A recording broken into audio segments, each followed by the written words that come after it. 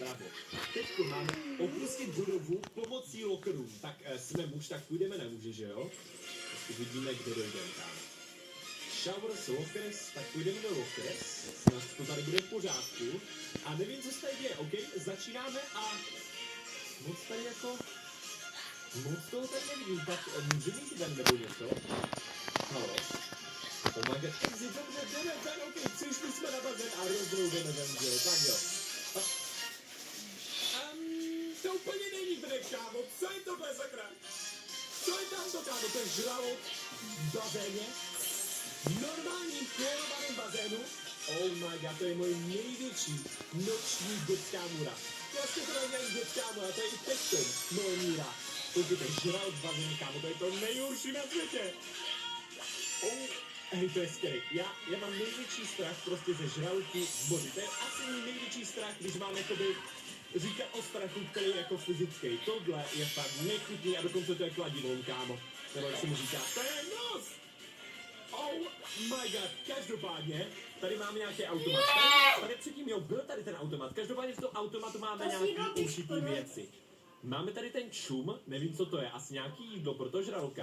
Potom tady máme nějaký vody, energy drink, energy bar, jo, nějakou tyčinku, apple juice a dalších spoustu věcí, třeba i flashlight, což znamená, jako, že tu máme i baterku.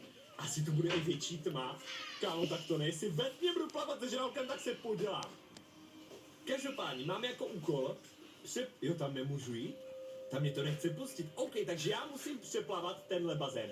A můj hlavním úkolem je dodělat 10 koleček. Nebo ne vlastně koleček, ale 10krát přeplavat bazén. Samozřejmě se to po každém kole, nebo po každém to přeplavání bude měnit na horší a horší věci. Tentokrát tady máme první věc, takže počkáme si, než ten žralok půjde někde tam a skočíme do vody. Kámo, to je nejchutný.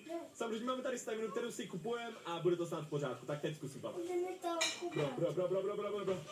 Oh my god, on jde za mnou, všichni žralko, všichni, OK. Máme první kolečko. To je nechutný, to je fakt nechutný, koukejte na to, tady máme dokonce čas přeplavání. Yes! Andreas. Každopádně, jdeme asi zavolal na narození. Můžeme to přeplavat znovu? Asi jo. A teďkom tam něco vidím na spodku, i tady.